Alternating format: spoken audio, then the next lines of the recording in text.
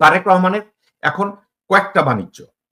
যারা ওখানে নমিনেশন বাণিজ্যের জন্য যায়। ২০ কোটি টাকার কোনো নমিনেশন নাই। ওখানে এখন ৩০ থেকে শুরু হইছে। ৩০ থেকে ১০০ কোটি। তাদের বাণিজ্য। তো তারেক রহমান অনেকে বলছে তারেক রহমান ফেব্রুয়ারিতে যদি ইলেকশন হয় তাইলে এখন অক্টোবর। নভেম্বরের মধ্যে তফসিল ঘোষণা করতে হবে। তারপরে ১-২ মাসের মধ্যে নির্বাচন। তারেক রহমান কি দেশে গেছে? তারেক রহমানকে কি বলা হইছে জানেন? সালাউদ্দিন বলছে, আমির খসরু মাহমুদ বলছে, সামা ওবায়দ বলছে, আব্দুল্লাহ ওয়াল মিন্টু বলছে, ইকবাল হোসেন টুকু বলছে, বান্ডিল চলে যাবে। নমিনেশন তো আপনিই ওখান থেকে দিবেন। মজুমদার ফ্যামিলির কৃতিত্ব এইটা। কোন মজুমদার ফ্যামিলি? বেগম খালেদা জিয়ার বাবার ফ্যামিলি। তারা বাণিজ্য বুঝে।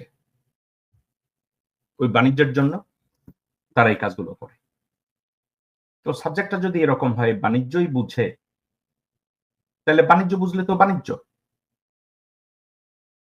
বাণিজ্য বুঝলে বাণিজ্য। ওই বাণিজ্যটাই তারা করবে।